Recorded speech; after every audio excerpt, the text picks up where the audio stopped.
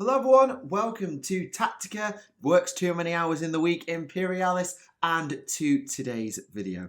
Today is episode 110 of Adeptus Podcastus.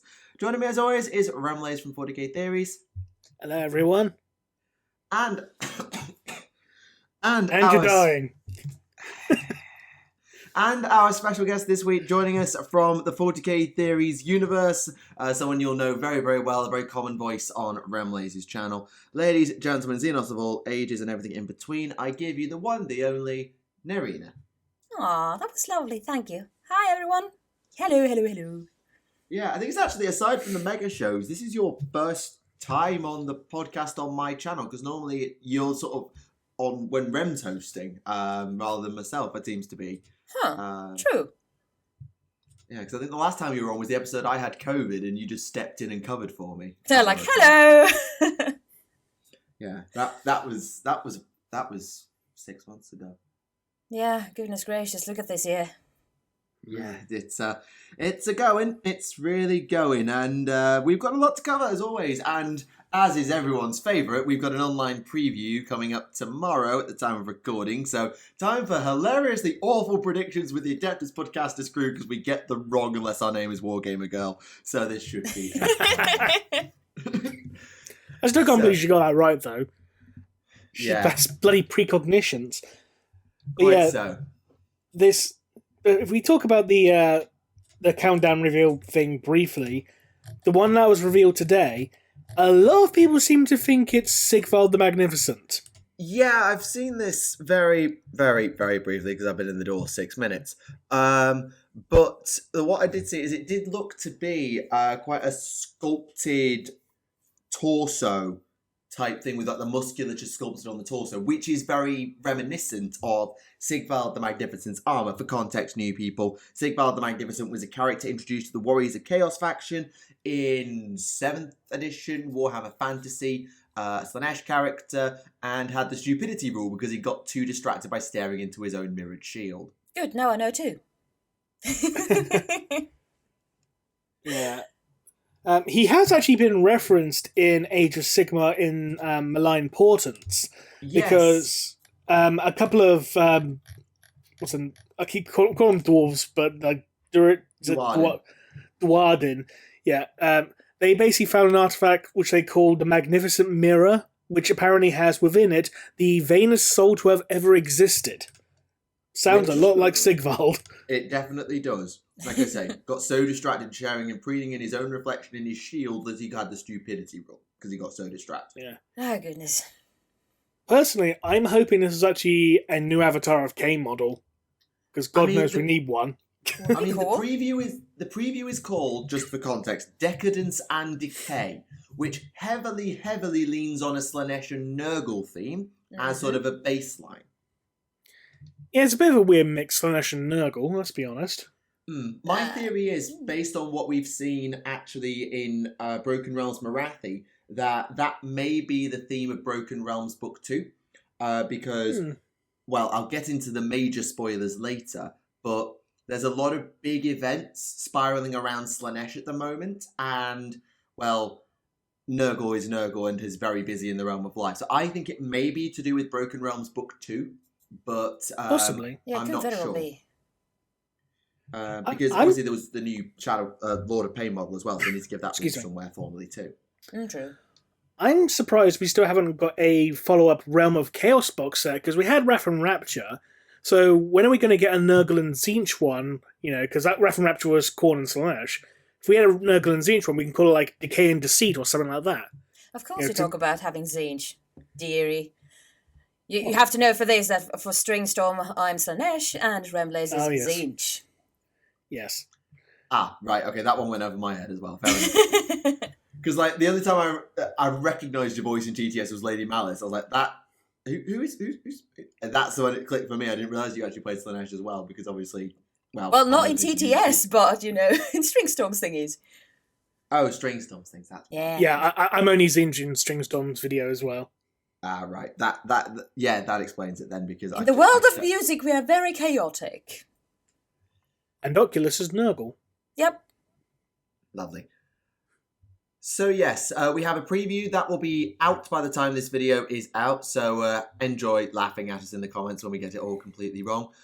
Some of what we saw as well, I think one of them had quite a mechanical theme, so someone was circulating something for AdMech, I don't know. I haven't really been keeping track. Yeah, one of them, you could briefly make out the Adeptus Mechanicus logo in one of them.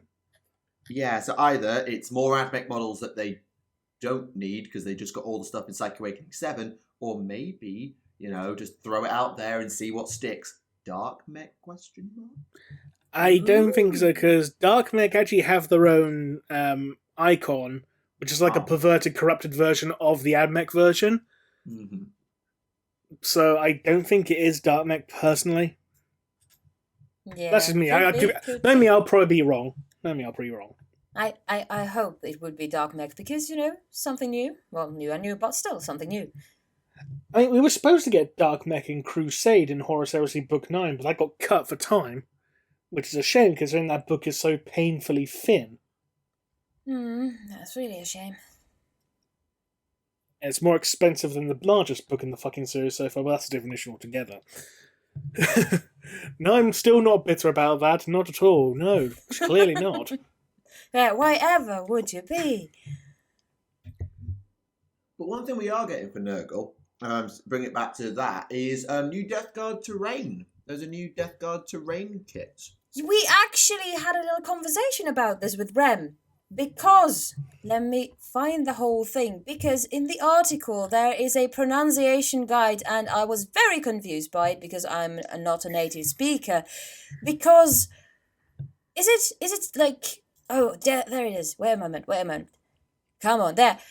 Miasmic malignifier, because to me it looks like miasmic malignifier, but then again, English is not my first language. I mean, to be fair, I've heard both, because when we talk about certain words, we say malignant is quite often used. For example, we're talking about cancer tumours, we call them malignant or malign. So like malign sorcery, malign portent. Malign as a word is pronounced malign, but then when we put it into a word, we generally say malignant rather than malignant. Yeah. So absolutely, you could have absolutely pronounced both of them either way, malignifier or malignifier. I personally prefer malignifier. It sounds much more evil. But, well... It rolls off the tongue easier. Yep. To be fair, it looks cool. It does. It looks so cool. I'm like, when I, without even, reading any descriptions of it, I was like, oh, that's a furnace. They're going to bake some Nurg-like goods.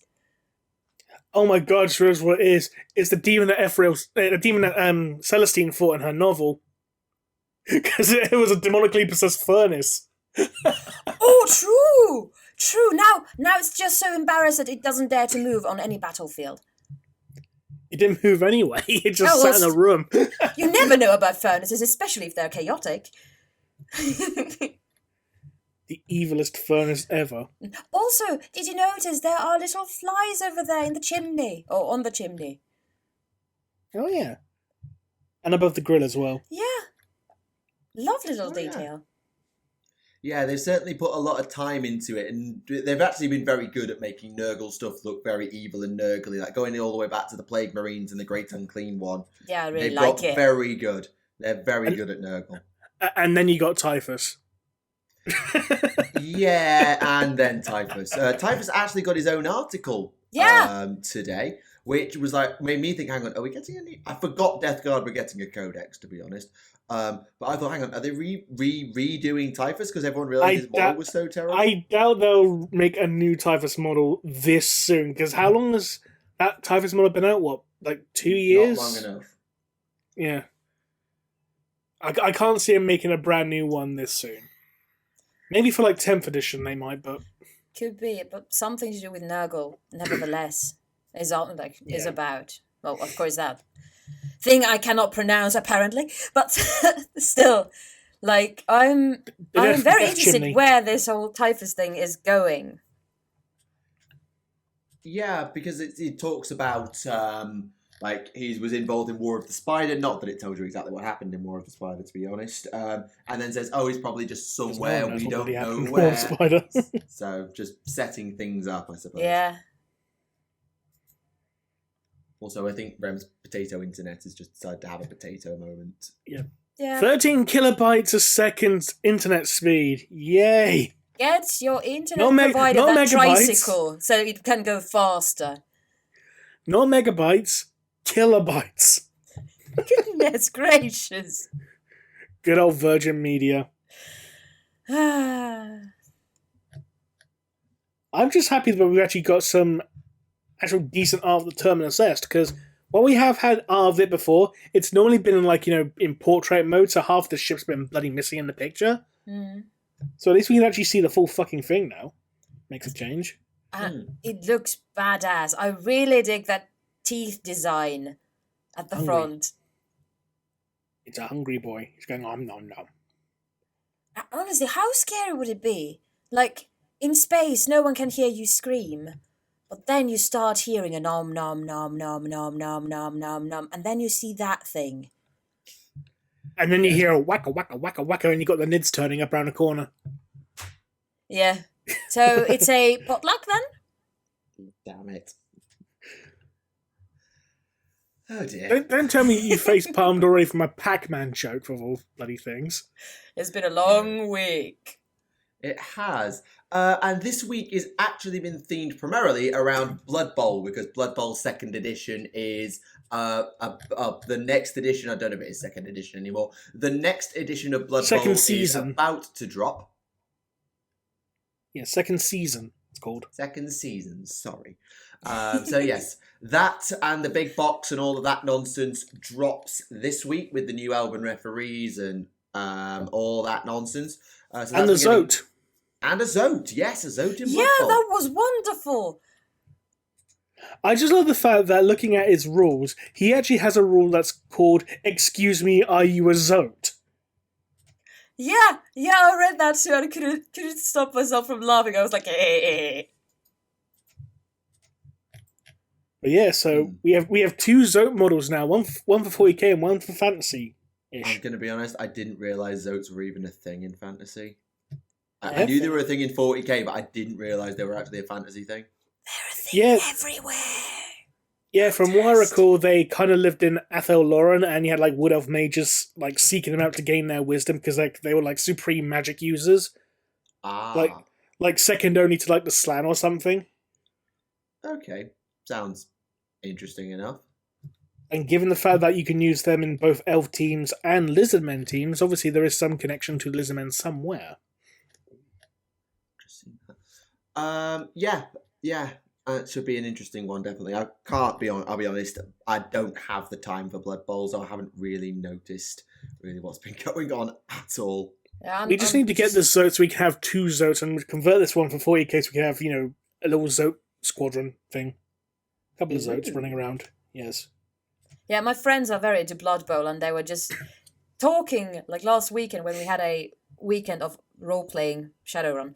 But still, they were talking about Blood Bowl, like, hey, should we start a new season? I bet they are really, really excited about this whole thing.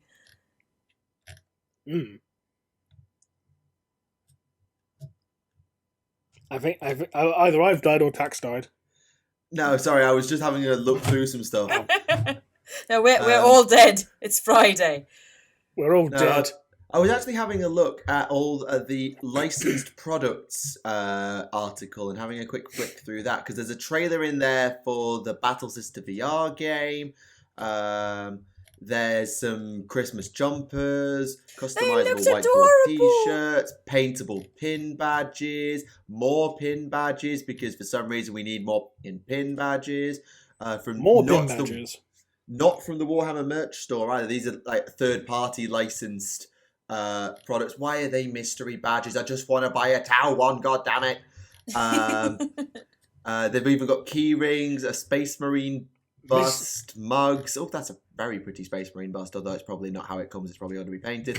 Marnie's Calgar comic, a Warhammer art mega print of iconic imagery. They've got the image of the pilgrims walking up to the Imperial Palace. Not the John Blanche Eternity Gate one, the coloured one. Oh, I wanna.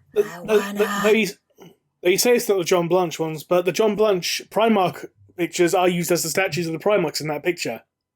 Have you noticed? Yeah. Oh, Like yeah. You can see the John Blanche, Chagatai Khan, and Rogel Dawn in the picture.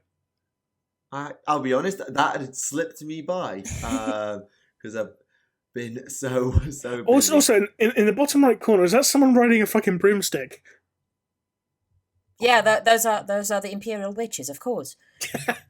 It's Also, Halloween there. I mean, They're it's going Tactica to the Emperor to so- get some candy. Yeah. So if you are in the mood, to be honest, this is actually really useful for me because I could just send links to my family and say, here, give me that. So this might actually be quite useful for my Christmas shopping because, well, it'll sort out my family sorted me out very easily, and then I've just got to think about what to get them. I will admit, I do like the faux leather jackets. Oh yeah, so there's an Imperial one and a Chaos one. So you've got the Chaos one, which has got all this like etching and the Chaos symbol, and you've got the Imperial one where if you want everyone to think that's not your affiliation because a double-headed eagle on the back of a jacket, that's not going to go over well, is it? Where's the Inquisition? It's just you put a double eagle on the back of a leather jacket. That's bad. It's all right. Just say you're Albanian. That doesn't make it any better. It doesn't look remotely like the Albanian flag, Ram. Remotely. So yes, that's a thing. I'm gonna move on now. So yeah, plenty of merch if you want it. And if you're more into your models, then you can check out for Christmas the new upcoming Battleforces. Oh yes, quite a few of them actually. Indeed. So 40k has got 6. There is the Space Marines Interdiction Force, aka all the Vanguard in the world. You've got the Necron Eradication Legion, aka all the Killbots in the world. The Astra Militarum Bastion Platoon, aka there's not a Lehman Russ and I am sad. Aww. The Chaos Space Marines Decimation Warband, which is actually really good, and I'm not going to say anything snarky about it because it's actually really good. It looks badass. The Tau Empire Star Pulse Cadre, which is absolutely insane because it's Fire Warriors, Pathfinders, Crisis Broadside, Piranha, and a Commander. It is nuts how much is in there. And the Tyranids Brood Swarm, which has got more things than sense, and not a single one of them is called a Gaunt. Because you get a Hive and Tyrant Guard, a Haruspex / Exocrine, Gargoyles, and a giant pack of Gene Stealers. It's a bit hodgepodge, that one, but it's cool. And there's also a Blood Angel Combat Patrol coming out as well. Yes, which is going to be 5 Intercessors, 5 Infiltrators, 3 Aggressors, an Impulsor, and a Librarian.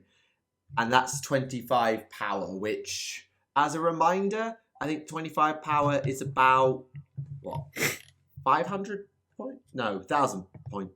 No, I don't know. Never mind. Many It's points, something. at least. It's something. It's something. It's something indeed. For Age of Sigmar, you've got an interesting mix as well. Ogor Moor tribes are getting the Meat Grinder War Glut, aka all the chunky boys, and no cavalry, including an Elgaz the Gargant. The Disciples of Tzeentch get the Fate Sworn Host, which, to be honest, you might as well buy if you're a Thousand Suns player, because look at all those Zangor. I'm lying, of course, you can't use Carrick Acolytes, but, you know. They're so pretty. You can just use them as Chaos Cultists. Yeah, they're not great fun to work with, I hear, Zangor, but they're a thing. Kharadron Overlords get all the balloons in the Baraknar Sky Fleet, because literally everybody has a balloon. I love them. They're like I really like already steampunk as an aesthetic. And when I saw these, I was like, oh my god, I need to have this. These are my little boys. They're also the best army in the game right now. Not to mention the fact that the lead Kharadron has a little top hat as well. Yes, that is the Magnate of Baraknar, Brock Grungson, and yes, that is not the build of, but the most powerful army on the meta in the game right now. Oh my god, I hadn't noticed the top part of this. Is even more amazing now. Need. There goes all of my Christmas money and Christmas plans. I need balloons in my life and top hats. I was going to say, you're going to get rid of your Idenef for them. Fuck no! I need big, God damn, big, you don't. I need big turtle friends and balloons so they can float together and be happy. They just rewrote the war scroll for the Doom Turtle, by the way, in the Broken Realms, but they've rewritten the scroll for the Eidolons, the Shark, and the Turtle. So they've rewritten the rules for them, which is quite cool. And finally, the Fungal Loon Horde, which is squigs, and a pile of trolls for some reason. An interesting combination. Like, why is it not a Mangler squig? Like, it's a loon boss on squig, great, because that's the one from the box set of the Sylvaneth. A bunch of squig hoppers / Boingrot bounders, and then trolls. Not squig herds, not Mangler squigs, trolls. Pardon the very bad pun, but I think they're just trolling us. Oh dear. I don't think it's quite what they're going for, but well, some would argue that that's just what GW does sometimes. At least not like it's the loot boxes. No, true. But honestly, It's I like, think here's a Dark Angel, Primaris Captain, and some Thunderwolves. hey, why not? The loot boxes were not great. Good in theory, terrible in execution. Yes, I think that's how I'd agree with it.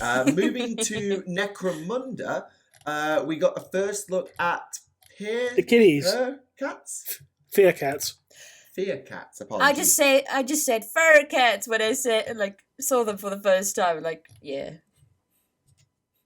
It's not to be confused with the fear cats from the Fantasy Flight RPGs, which are more like tigers. These are just like big chompy boys instead. Cougar-esque. And they're just oversized chompy boys. They got like teeth bigger than a man's arm. Tiger-esque. Sure, why not? Kitty-esque. Yeah, sure, why not? I might be very much into cats. So, yeah. Oh, Black Library are releasing independently the map of the solar system from the Siege of Terror books. I know, right? I was looking at it. That was on sale last week. What? That was on sale last week. Has it gone? Yeah. God damn it! Rem, you know you have a task now. Whenever they decide to make more of those, because I know you will be there, you know, in the first front lines getting them. Oh yeah, I've got my copy, yeah. Inform us. And if we are working, get those for us and we'll pay you good money. Something else from Black Library that I think is still / not yet available is character iron-on patches. You heard. Oh yeah. So there's that's a weird one. Yeah, it's an iron-on character patches for Neferata, a skull chalice with blood coming out the top, Cal Jericho, crossed guns, Ephrael Stern, sword, Eisenhorn, inquisitorial book locked in chains, or Gotrek Gurnison, whack-off axe. That is going to raise a lot of questions on the side of your shirt / jacket. Like, what? Yeah, I'm going to see it. I can imagine a few people mix them in with their band patches on the back of their denim jackets. Like, oh, what band is that? Well, have you heard of this Games Workshop? They just start playing D-Rock really loud. Get out of my way. I can do anything. I still can't believe that was actually the opening theme song of the first Space Hulk video game. That was just weird. Really? I'm not even joking. Like when you boot that game up, before it plays the intro cutscene, you hear D-Rock's "Get Out of My Way" playing over the Space Hulk logo. It's really weird. Yes. It's just like a massive clash in tone. Well, perhaps they just wanted to, be, I don't know, weird. Expect the unexpected and so on. Yeah. And finally from Black Library, the 12 Tales of Christmas. Oh. Oh, yes. So these are a dozen short ebooks released on every even-numbered day in December up to Christmas. They are The Shapers of Scars, a Rogue Trader short story by Ooh. Mark Collins. Oh, A Coin for the Carrion Thieves, a Thousand Suns short story by John French, the guy who wrote the Ahriman books. oh. Da Big Mouth, spelt with an F, an Orcs short story by Danny Ware. I'm gonna keep on doing this. Oh, sounds.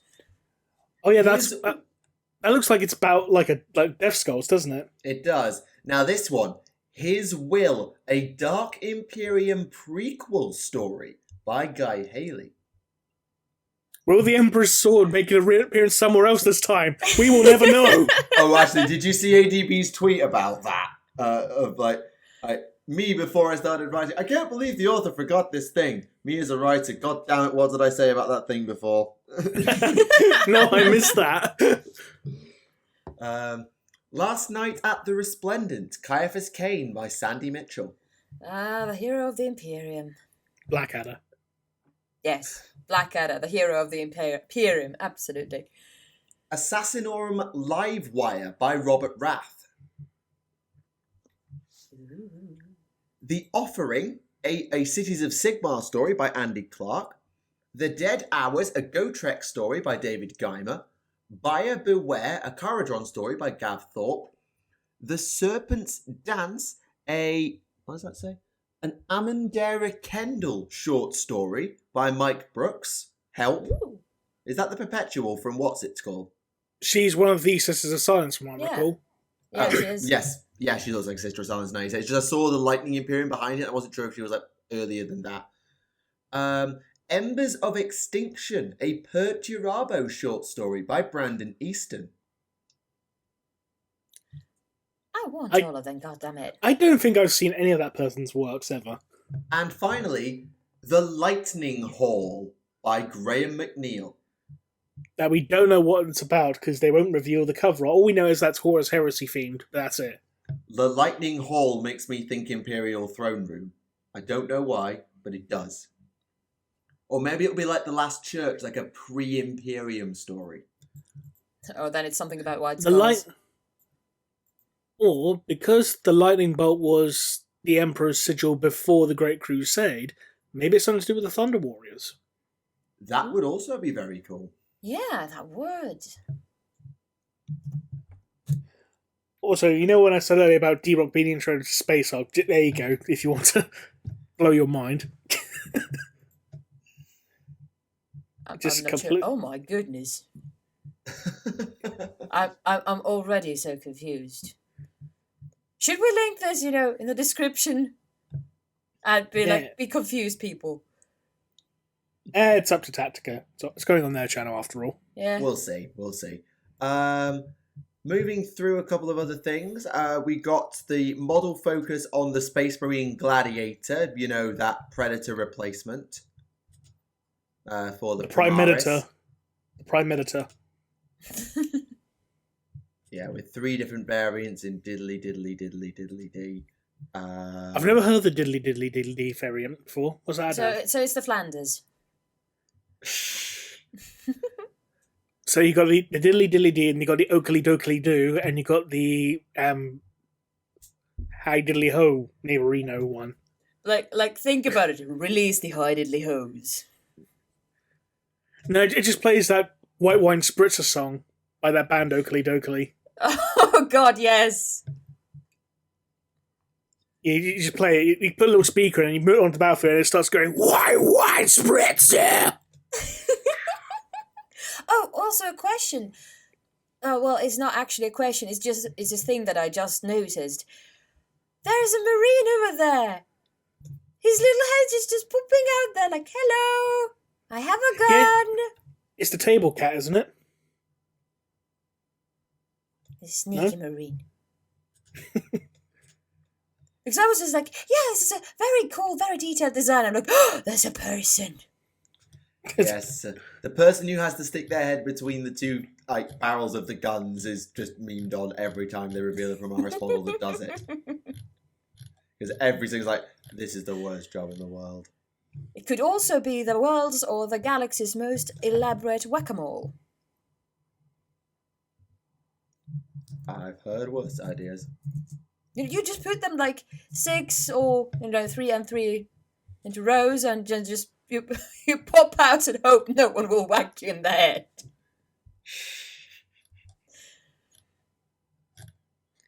Dear, oh dear, oh dear.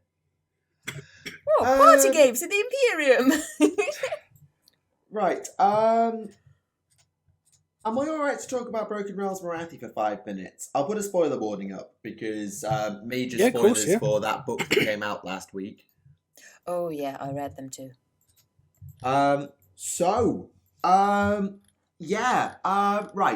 So, for context, Broken Realms is starting off with the attempt by Morathi to ascend to godhood, because she's absolutely sick of being looked down on by the others. So she backstabs Sigmar, openly declares war on Sigmar, ascends to godhood, gets split in two by the soul of probably a Naerian, unleashes a new variant of Slaanesh that catapults across the realms like a comet and is now coalescing in reality at some point in place and time.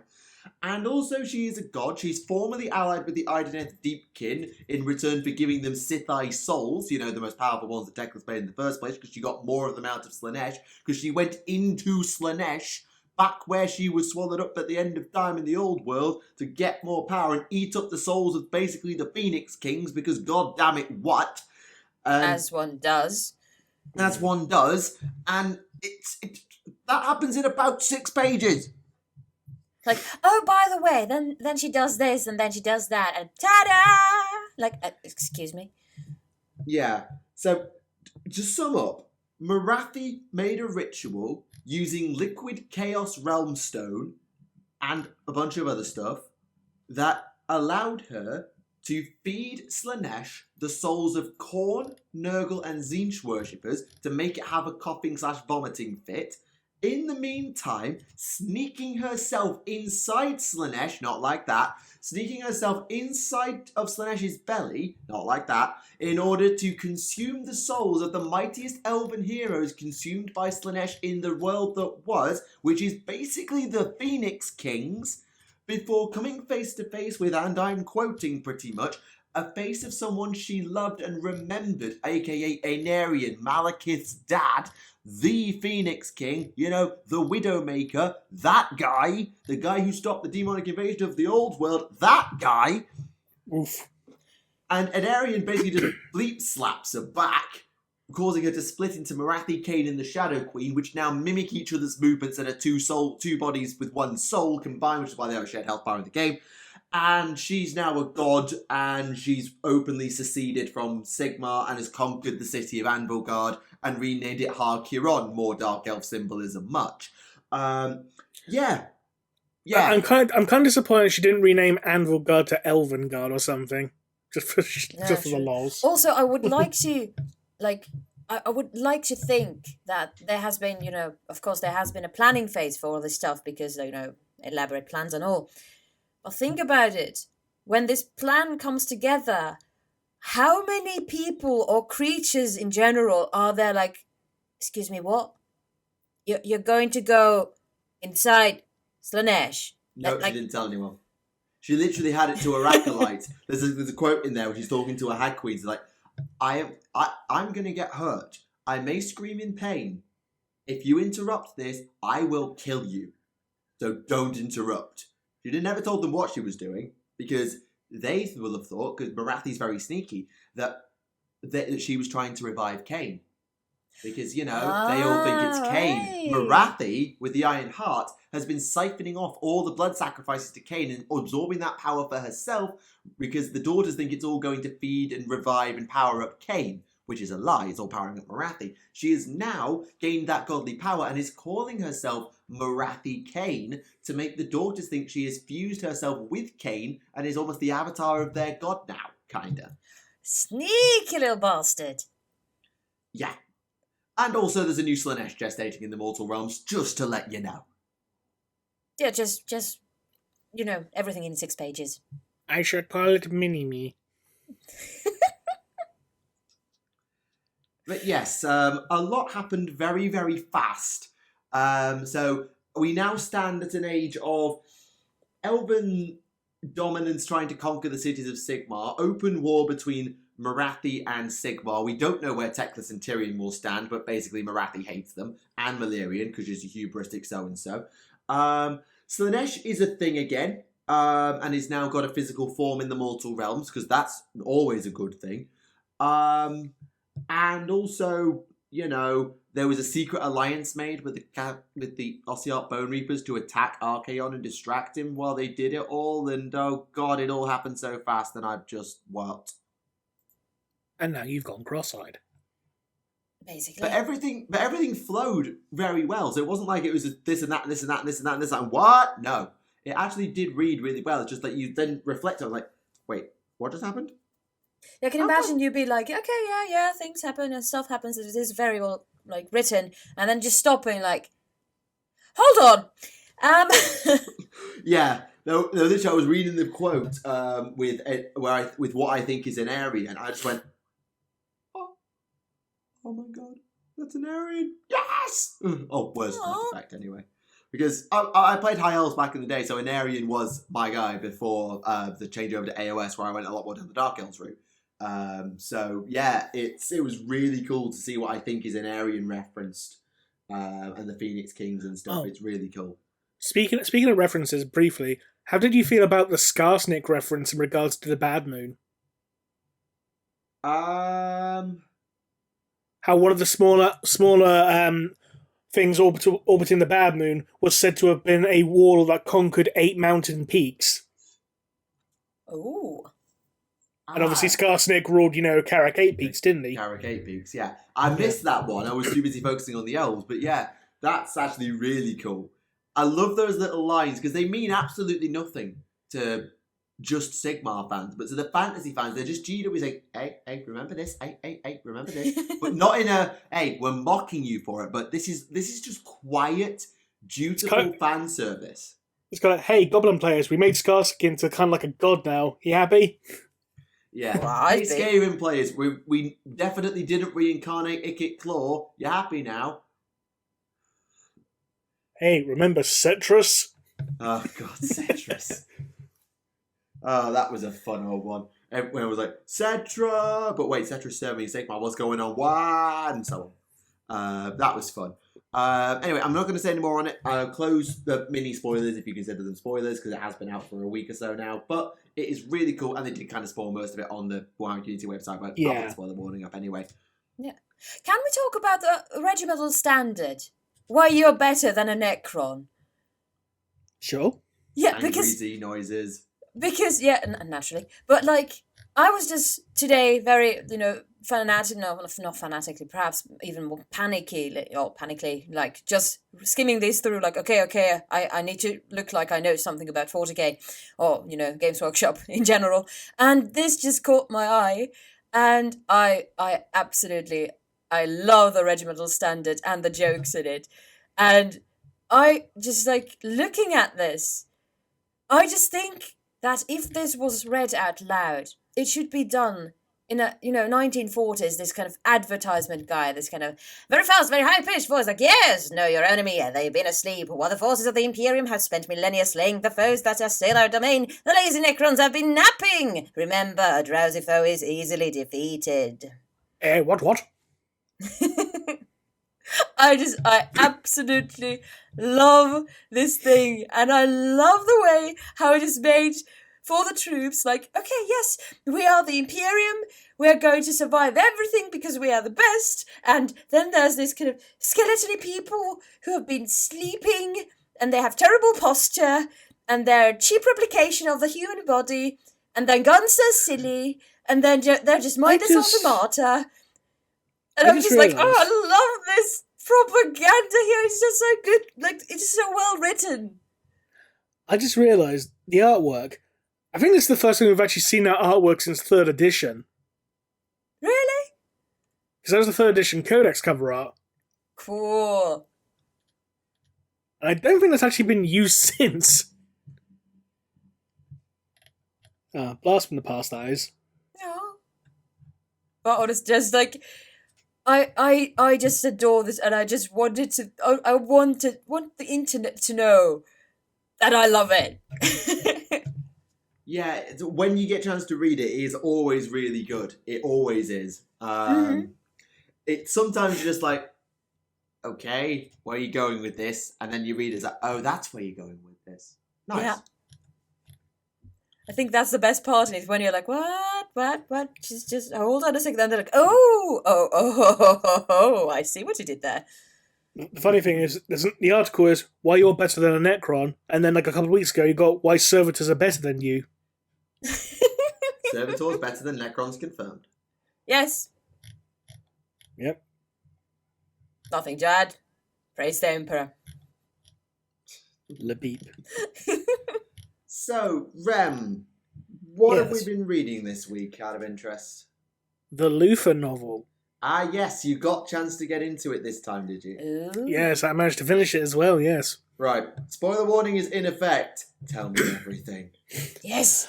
Right, so basically, this entire book is set around Luther's various interrogations at the hands of Dark Angel's chapter masters. Called it.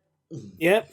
So it's like, it is pretty much like an anthology. Like each story is basically like, it's a different event. He's telling a different chapter master of a different event that's happened throughout his life. Like the first, when we first open up the book, it's the aftermath of the fall of Caliban and basically Luther being captured. Ooh. And his interrogation is like, going like, where is the lie? Where is the lion? It's like, I don't know. It's like, where is he? I don't know. Punch, blah, blah, blah, as you do. But then he ends up telling the story of basically what happened prior to the fall of Caliban, where basically they were setting up, the world's defences and all that. One thing that's quite interesting is like, how Luther is a false Astartes, like, he never underwent the gene seed implantation process, but underwent various augmentations to make him, a fake space. Yeah, like Yeah. Corferal. Yeah. So he's obviously not he's not the only Calibanite to have done so. That much we know. Interesting thing is that there are both men and women who have undergone that process.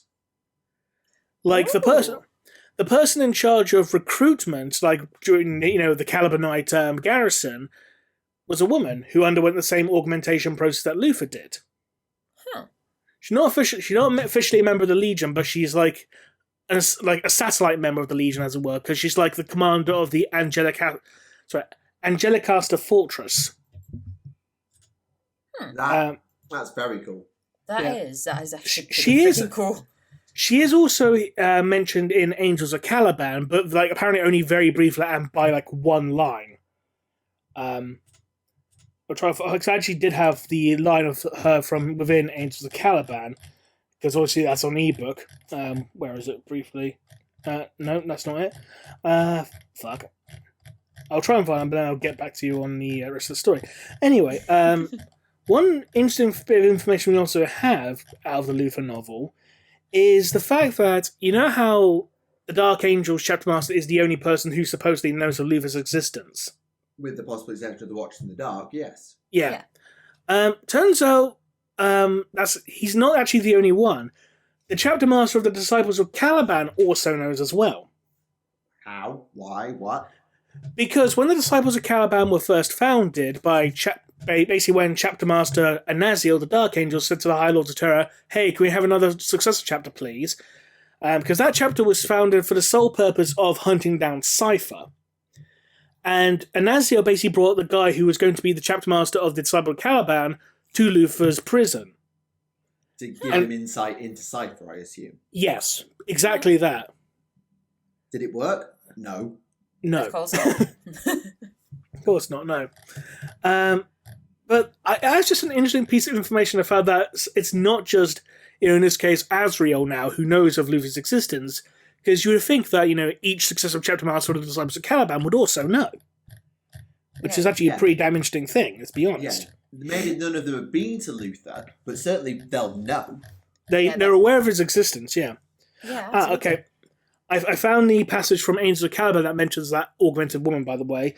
On the other side of the chapter master, the chair was occupied by Saulus Megan, mistress of the Angelicaster. Like Luther, she was augmented to be more powerful and longer lived than any normal human, and her appetite matched her enlarged physique. Yeah. So that's basically what you know from her in Angels of Caliban. She actually does have a larger supporting role in at least one or two of the stories in the Luther novel. But getting back on track, a lot of these stories will detail things from Luther's life, like when he was a young teenager, when he was setting off on his quest to become a knight to slay a great beast. There was a mission where he and his actual birth parents, who were knights, actually set off on a quest to hunt down a great beast, which was like terrorizing some miners, because it was like this stone monster that could come out of the shadows. What the miners didn't actually tell them is that the thing could fucking fly. So it was basically a giant stone owl. Yeah. That sounds so neat. Yeah. Oh, and one thing as well. Luther is kept in stasis, but it's not technologically based stasis. It's the Watchers in the dark keeping him in stasis. What? Hold on. What? Hang on. Okay. Yeah. Apparently, the Watchers in the dark have powers over time and space now. So does that mean, hang on, Lion? That means Lion may have just not have been napping for 10,000 years. Maybe he's been in stasis. Could be. Which would certainly explain why his alarm hasn't gone off. Yeah. True. That would actually make very much sense. What else happens? No. They do touch upon the events that when Luther first met the lion, like when they found him in the forest. Okay. Like they were hunting a great beast. They found a great beast. It was dead and had its throat torn out. And it's like, and they're like, this is a massive great beast, and something ripped out its throat. Whatever killed it has got to be more dangerous than this fucking thing, because this thing's the size of a tank. And it's basically like, a cross between a bear and an ankylosaurus. Ow. So whoever did this must have been powerful. They see the movement, they run off, they chase after it. It's like, oh, it's a beast. No, wait, stop. It's a man. Dun, dun, dun. And then that's how they met the lion, basically. So, do each of the stories that Luther tells, are they cryptic answers to symbolism buried in the story to answer your question, or are they just pretty random much, yeah. ramblings? Yes, they're both. Because each Dark Angels chapter will basically ask him a question in regards to a certain member of the Fallen, or we're about to fight, in the War of the Beast. And it's like, Beast, I'll tell you about Beast. This is when we were terrorized by a great beast the size of a castle. Or something, It's very interesting novel, considering that most of this stuff is basically, it's like an old, fantasy story in a way, because a whole bunch of knights going on quests, and yes, they have power, basic power armor and chain swords, but it still reads as a fantasy story of questing knights and all that, blah blah blah. There is a scene where it was shortly after the events of, was it Zaramund? Rings a bell. That's when Luther got sent home, wasn't it? No, that was basically, it was after Luther had been sent home, but then Horus was fighting an enemy near Zaramund, and Zaramund was close to Caliban, so basically Horus said, hey, can you send us some reinforcements, please, because we might need them. Luther comes over, sends some reinforcements. Lion turns up later, publicly rebukes Luther in front of Horus, saying, how dare you disobey my orders, get your ass back home. But as he's preparing to leave, Luther is met by Erebus and Typhus, or Typhon, sorry, at this point. Okay. And it's like, hey, you're pretty cool. We know you don't take what he says seriously. We know you can handle. You're not upset, are you? By the way, we might have use for you in our club. You know what I mean? Kind of thing. Trying to sway him over to the dark side, as it were. That sounds like we have a super special club. No, only a few members are allowed. Yeah. If you wish. Also, apparently, Typhon is a wine connoisseur. Yeah. Oh? The man came from a toxic-infested hellscape. I don't know when he picked up a fine-tasting grapes, but I presume it's because there was no, clean water, so everything had to be in some way toxic or fermented. So maybe, I don't know, but it's But like Typhon, Erebus, and Luther are basically sitting down. They're just like sharing a glass of wine together. Like, this is for your heroic actions at Zariman, despite what the lion says. Typhon just basically takes a massive gulp, just lets it sit in his mouth. He's swelling around for like about 5 whole minutes. Then swallows. It's like, yes, thanks to our neuroglottis organ, we can really savor the wine. And Luther's just like, okay. Okay. Yeah. Goodness And gracious. there was another scene as well, just prior to the Siege of Terra. Because, as you know, in one of the Siege of Terra novels, I think it was the First War. I can't actually remember which one it was off the top of my head now. But you know how the Dark Angel, it was like Corswain's Dark Angels were en route to Terra at this point. Yeah? Yes. Yeah? That's basically, the bit leading up to that is touched upon in this novel as well. Because Typhon's fleet comes into, the Caliban system. No, it's not Caliban, sorry, it's in Saramund. And Luther sends ships towards Saramund as well, basically in response to Typhus's call for aid, because, he's kind of like, fallen in with Typhus at this point. He hasn't fallen to Chaos yet, per se, even though he has been dabbling with summoning demons, only to, talk to, a small, imp creature. Mm-hmm. Yeah, it's not full-blown falling to chaotic corruption per se. He's just been dabbling. That's what it is. Typhon basically says to Luther, it's like, hey, Corswain and that is chasing us. Can you hide us? It's like, well, not really, because he'll be here shortly. Oh, God. Right, cut your engines and just float. Hopefully he won't detect you. I'll tell him to fuck off. So Typhon says, okay, but since you're, on our side, if you really want to prove that you're on our side, here, take this plague knife and stab Corswain with it. That will seal your pact with the Chaos Gods, basically. I mean, if you think he's going to land a hit on probably the second or third finest swordsman in the Legiones Astartes, he's got another thing coming.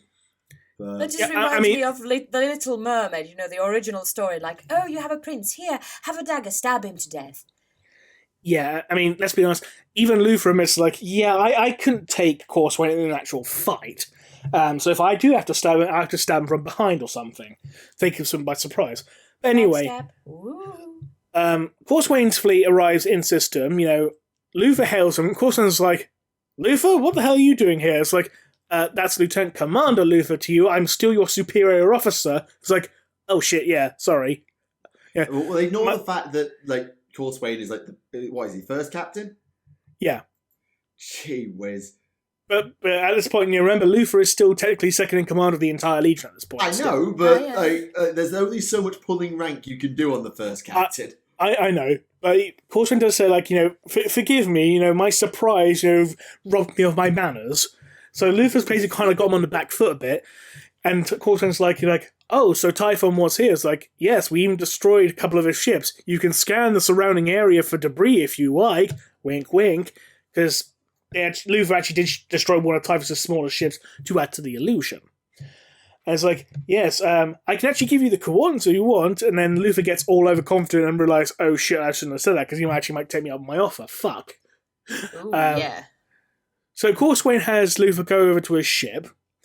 And as they meet, Corswain's like, so, Luther, why the fuck are you disobeying the Lion's orders? Why aren't you on Caliban? And where the fuck were my reinforcements? Because Luther's basically been building his own army at this point. And Luther's kind of like, well, the war's been treacherous. We couldn't find, we didn't know where you were. So we were amassing here and we were going to look for you. Really? Yes, really. Yeah, absolutely. Yeah. I assume Corswain is buying none of this that Luther is selling. He is incredibly skeptical. He's like, as you bloody well should be in that point or at that point. Yeah. But then Luther basically turns around and says, hey, so you've been chasing Typhon. He's heading towards Terra. What? Yeah. If you go now, you might be able to catch him and beat the shit out of him. Think of the glory you'll get for the Lion if you do that. Ooh, okay. I'll go do that then. Basically. Is that pretty much hey, we'll go over there. No. Runs in the other direction. Oh, no. Just basically to oversimplify, but basically he points Corswain towards Terra, and those Dark Angels basically go towards Terra instead. That would be like you were telling me, like, oh, look, there's chocolate. Oh, yeah, I'm gonna go there then. Okay, bye. I think it'd be more of a case of like, no, I'm over there. And runs off. It's like, oh, he's over there, okay. But, yeah. God, goodness. And at the very end of the story, Luther basically wakes up from stasis. But then he realizes that the door to his cell is left open. This is Marvis's breakout, right? Yeah, basically, he's like, it's very tentative. He's like, step, look. Okay, I'm just gonna walk out. Okay. And that last bit's not really a spoiler because, if you read the 8th edition Dark Angel Codex, you'd know he already fucked off. Yeah, it was implied, / actually pretty much outright stated in the 8th Ed Codex that Marvis's raid on the Rock was entirely to break out Luther. Yeah. But it is worth noting that even though Luther had the chance to stab Corswain with the plague knife, and he even had his hand resting on the hilt, he refused to do so. Not because he didn't have a chance, because he had an ample chance, because he was like standing right behind him, and he could have actually got it in and stabbed him before Corswain could have reacted. And it would have been an instant kill. But he basically forced himself not to do it. So it's kind of like, you're kind of like thinking, like, oh, maybe there's actually a little bit of hope for Luther after all, deep down inside of him. Kind of thing. Or it just means Luther's not a super ultra mega chaos dick at this point. That's basically what I mean, yeah. But bear in mind, this is before the Chaos Gods get their hands on him in the fall of Caliban, and God knows what that does to him. True. But yeah, he does try and make a bargain with Dawn Agency just to get some power to help fight the Lion. But an interesting fact: Caliblites refer to the demons as Nephilim. That actually makes sense. That's if I understand it, if I know my biblical terminology, that is a child born of both angel and man, I believe. Yeah. Yeah, it's something like that, yeah. Yeah. I remember watching a video about one of the Devil May Cry games and they got it wrong when they said it was part angel, part demon. So it was like... Yeah, I remember that one too. That's why I was like, part angel and part something or other. And it's still as bad as we know with Mortal Kombat 11. It's like, hey, Raiden's a demigod, even though he was a fully fledged god and previously an elder god and previously just a normal god. How is he degrade down to demigod? Oh, it's just a slur. Oh, so his best friends are calling him slurs and he's actually referring to himself as a slur now. Is that right? Is that right, Dominic Chancholo? Is that right? Sorry, he just does a bad job and got demoted several times, but because they need him, they can't fire him. That's not what demigod is, though. I know, because they already have. Joke. I know. Anyway, back on track.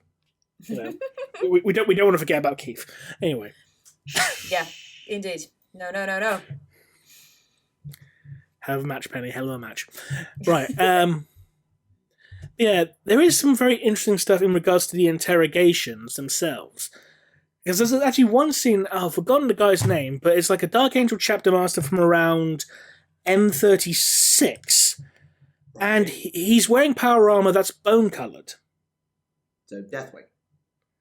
Again, Deathwing armor is all Terminator armor. And even though all the chapter masters are integrated into the Deathwing, they all wear, the green power armor, don't they? Yeah, green power armor and then white Terminator armor, yeah. Yeah, but this guy's wearing bone white power armor. Okay. Which is a bit of a weird choice considering it's yeah. Anyway, it could just be like a reference to some older miniatures from down edition 1.5 days. It could be. But since Luther is basically seeing the Dark Angels literally whenever a chapter master exits the door, that's when stasis happens. And so basically as soon as the guy walks out the door, another guy's just come back in as far as he's concerned. And, even though it's a literal blink of the eye for him, 1,000 years have passed in real space. So he's seeing the Imperium degenerate into a more superstitious and, religiously dogmatic state.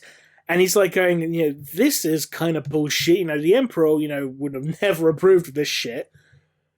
And, he's seeing, like, the Dark Angel asking him to repent, and it's like, repent? What the fuck? It's like, no. And it's like, okay, I'm only going to repent to one person, that's going to be the Lion, so you can fuck right off. And then he gets punched in the face so hard his cheek breaks, which doesn't get treated, for about 2,000 years. Or 10 seconds. Yeah, pretty much. So that implies that even after 2,000 years, there's still something that should be healed? Quite a punch.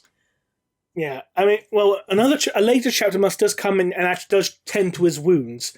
And it's like, actually, we should probably actually feed you now, because it's probably been a while. It's like, yes, he's out of stasis for like a couple of days just so he can have, eat some porridge and, take a shit, have some water and all that. Because let's be honest, you kind of have to keep your prisoner alive if you want some fucking answers. It's been 2,000 years. Perhaps you could have something to eat. Oh, by the way, the loo's over there. Yeah, pretty much. But yeah, those are the basic key points in regards to it. Oh, and there's one thing. Go ahead. Sorry, I just remembered because you remember in Descent of Angels they talk about the war that the Order had with the Knights of Lupus. No, but carry on. I can't remember if it was mentioned in Descent of Angels, but it turns out the Knights of Lupus were actually effectively followers of Chaos, because they actually had all these books detailing, on demonology and all that stuff. Huh. And Lionel Johnson said, okay, you should really burn this shit. And Luther's like, yeah, I'll totally burn it. Pocket. What harm can books do? What harm can books do?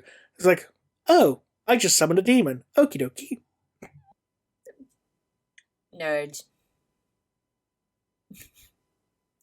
But yeah, honestly, what I was about to say is just like, think about what a horrible existence. You just like watch the Imperium like go just like break down, and the whole thing just collapses, and for you the whole thing just takes 2 days or something. Yeah. And the vocabulary changes and everything changes, and you're there like, okay, what happened? Well, I can tell you what happened to me. What the heck happened here?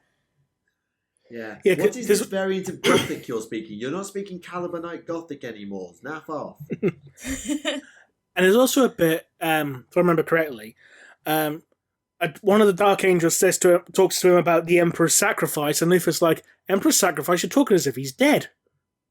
So, well, yeah, actually, funny you should mention that. It's like, oh, kind of shit. Oh, right, spoilers, sorry. But at the same time, with each successive visit from a Dark Angel chapter master, Luther's basically begging for no more stasis. Is like, please just let me fucking die. Just let me rot. Just let me rot and die. It's like, and they're like, nah. Slam the door. Stasis on. Bad bitch. Yeah. But that's the basic key points from the Luther anthology / novel thingy, whatever you want to pronounce it or describe it or whatever. Yeah, it sounds like an interesting read, but I don't know if it's one that you would say you must go and read this if you like Dark Angels, because it sounds like insight, but not the super like jaw-dropping reveals we were maybe hoping for. I'd still recommend it to Dark Angels fans regardless, because obvious't it does give you some insight on how the Dark Angels changed, all their doctrines changed from over the course of 10,000 years, because you do basically see all the changes from Luther's perspective. It's like, I've seen the Calibanite Dark Angels, I've seen the M35 Dark Angels, I see the modern Dark Angels, and there's a huge drastic fucking difference. Kind of thing. Yeah, that kind of like recap of the history of the whole gang, so to say. Mm. And plus, considering it has some things in regards to the actual story of how Luther and the Lion met, I think for that alone, if nothing else, Dark Angels fans should read it. Because obviously because even though it has been touched up briefly in lore before, this is the first time I think it's actually gone properly in depth about it. I mean, overall, it's actually a pretty damn good book, and I would recommend it in general to people to read it. It can be a little confusing because of the time skips. not just from Luther's interrogations, but the fact that each story Luther tells is of a different time. So you got like one just before the fall of Caliban, and then one when Luther is a teenager, and one when he's a young adult, and one when he meets the Lion, and one where it's meeting up with Typhus and Erebus and stuff like that. So that can be a little confusing.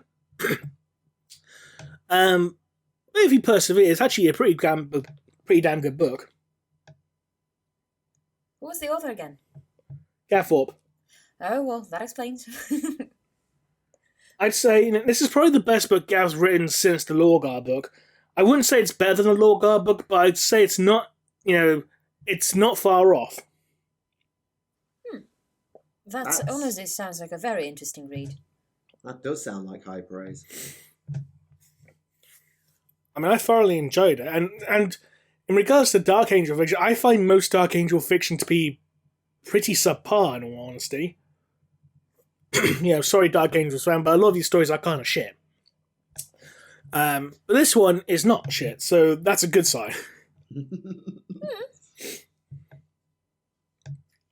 I mean, let's be honest. If the worst thing you can say about a book is that it's not shit, I think you're doing all right, Yeah, true. Yeah. Right, are we closing spoilers? Yes. All right, welcome back to the spoiler persons.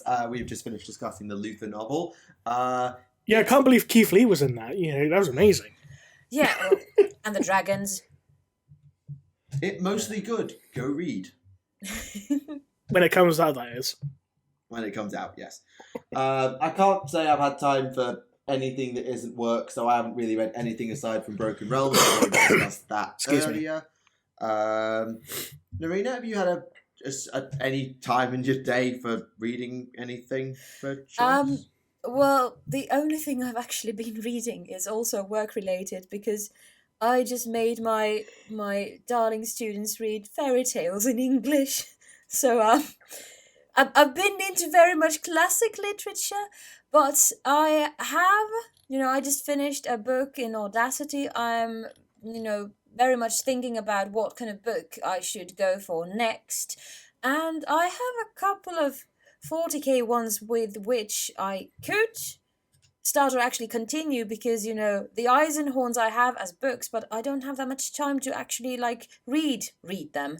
But, I could go to the gym and listen to Eisenhorn books. That would be amazing.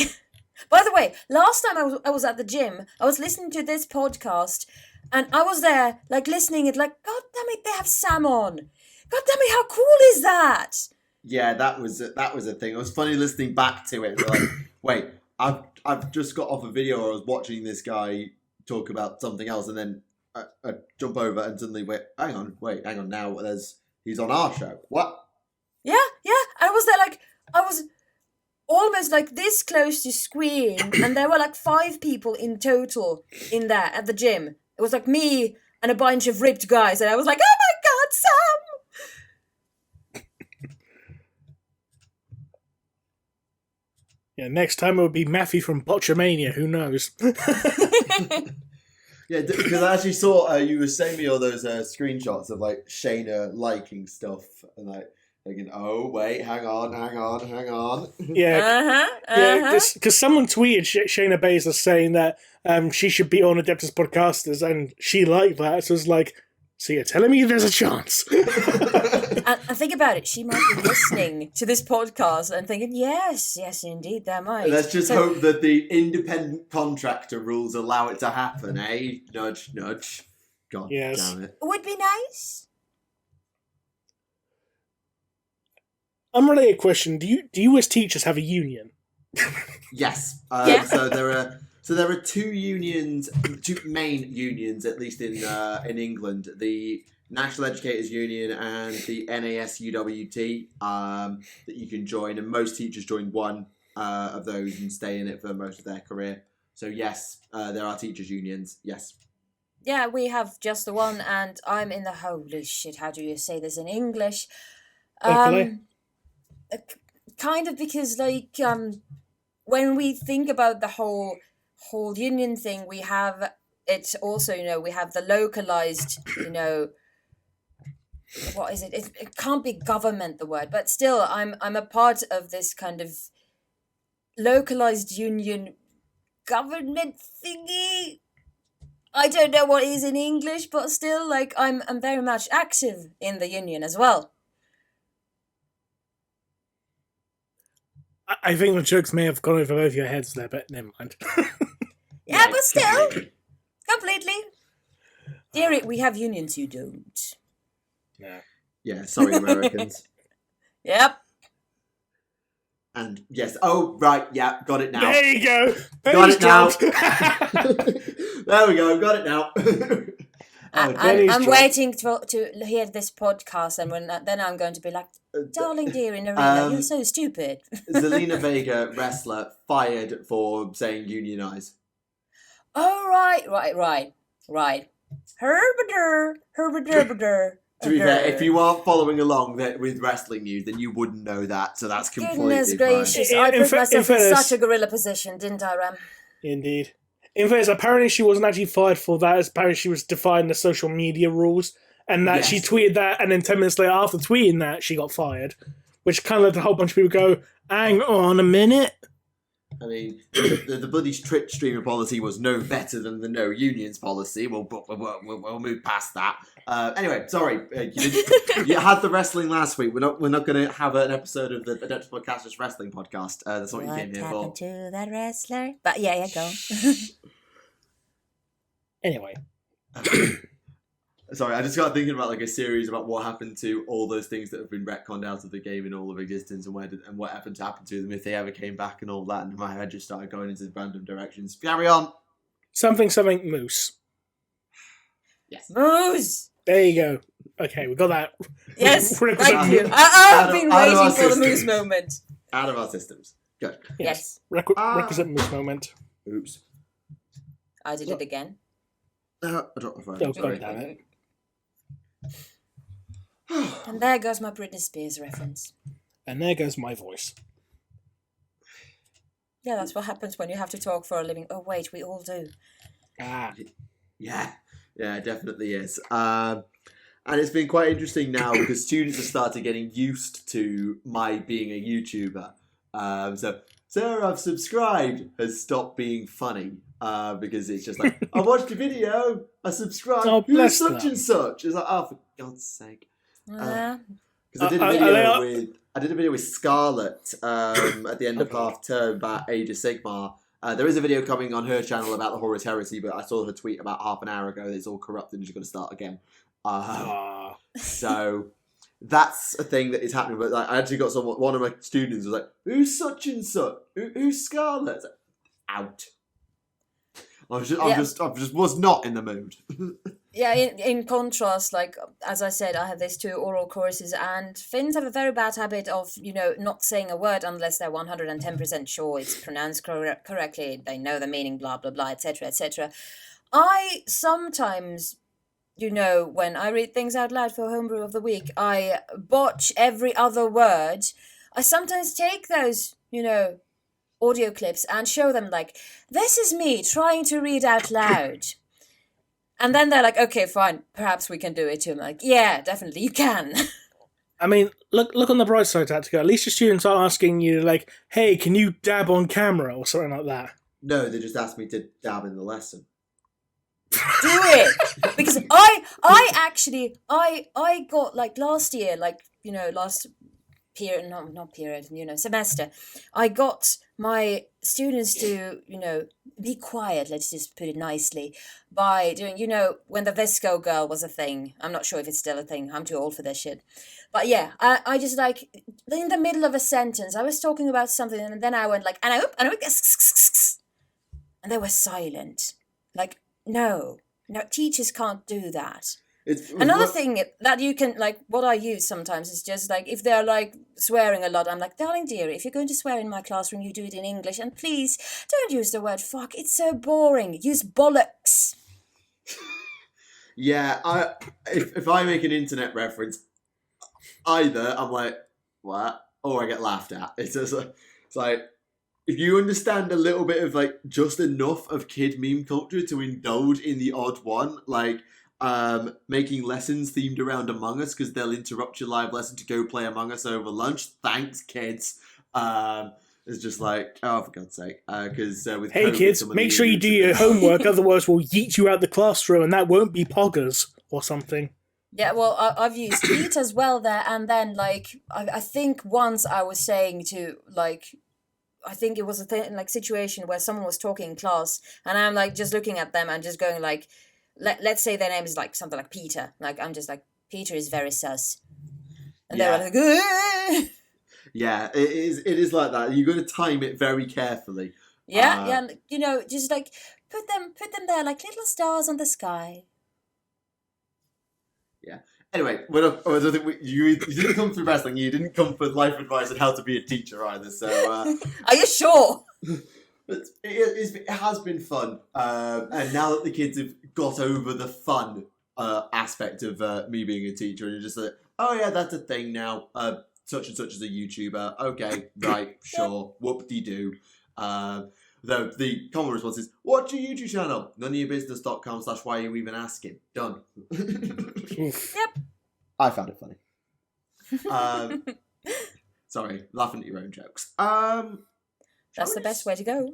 Shall we do some questions? Yeah, sure. If my internet holds up, so I can actually read the damn thing. It's holding for now. It's holding for now, yes. Right. Excuse me.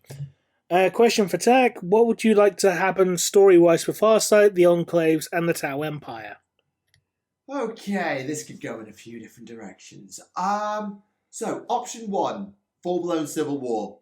Flip Farsight to Chaos and do the Horus Heresy Mark II Electric Boogaloo Farsight edition. Not saying it's the best thing that I would do, but it's an option that they could pursue and it might not be terrible. However, we don't want the Tau repeating the mistakes of the Imperium, those who know their history, diddly-diddly-dee. Second option, Alnvar is exposed because Alnvar is a hologram now.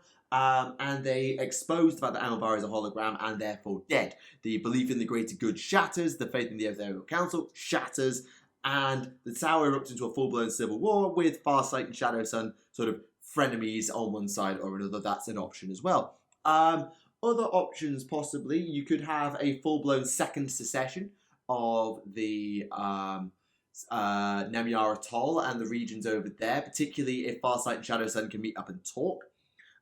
We know if Aunshi ever gets out of the Komara Hell Pit, then he may end up going to the Enclaves one day, which could be an interesting conversation. As for what I want to happen, I don't really know, to be honest. Like, it would be cool to see a Tau civil war, but then people would say, well, now the Tau are even weaker, why have they not been annihilated? True. But I'd be interested to see, like, because they didn't do a Tau Psychic Awakening. They didn't give the Tau psychic potential in Psychic Awakening, which I thought they might have done. But I'd be interested to see sort of like get more of a view of this extended warp exposure for the Tau, and aside from the insanity xenophobia of the Fourth Sphere, or develop the God of the Greater Good storyline and have those who believe and those who don't, the faith in the science of the Greater Good versus those who believe in this deity experienced by the Fourth Sphere, if the Ethereals ever stop censoring it. I don't know. There's plenty of options they could pursue. Fair enough. Though I'm kind of disappointed when you say, like, Horus Heresy Part 2 Electric Boogaloo, you didn't say Electric Blugaloo because of Tau. Come on, I can't think of jokes that fast. Yeah. Down to Electric Blugaloo. But yeah, that is always the danger in that. Like, if you do Horus Heresy to electric, not erectic, electric Blugaloo, that it kind of gets too repetitive. That, okay, this thing has already happened with humans, yay, or the Imperium, yay. So you have to be also, like, very careful that if you happen to do that Horus Heresy thingy with the Tau, that you make it interesting. And not just like, oh, well, been there, done that. But it's interesting that they have done this cyclic nature of race rises to dominance. Chaos gets its claws in, race destroys itself. See the Eldari, see humans, and many say, see the Tau eventually. True.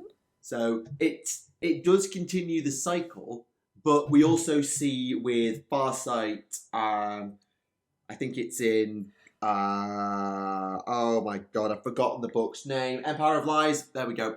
That Farsight sees into the void. He sees into the warp when he looks back on Arthas Moloch, and it scars him so much that he goes into exile and walks away from everything to prevent the greater good from being destroyed by the truth. So in many ways, they had the option to go farsight, treachery angle, and they chose not to. Mm-hmm. So it's going to be interesting to see what they do, and I think the effects of the warp and the God of the greater good, I think, are what they should focus on, because they made a bigger battlesuit. It has better guns. It is better at shooting things. We've had that 2-3 times now. Next. Right. Why are the gods of the Age of Sigmar so idiotic? Because it's a Greek tragedy. Yeah, I was just about to say, well, look at the Greek gods, but yeah. Yeah, it is a Greek tragedy where gods go to war and everyone dies. Except we haven't got to that point yet where we've got one god in Age of Sigmar go around fucking everything with a pulse. Yet. I mean, we've just created an embodiment of Slanesh in the mortal realm, so give it 5 minutes. Yeah, but did Sigmar disguise himself as a swan and fuck someone? No, he disguised himself as a dwarf and got drop-kicked. For a minute, I thought he was going to say he disguised himself as a dwarf and fuck someone. I was like, oh, okay. No, Hamilcar Berries had drop-kicked him.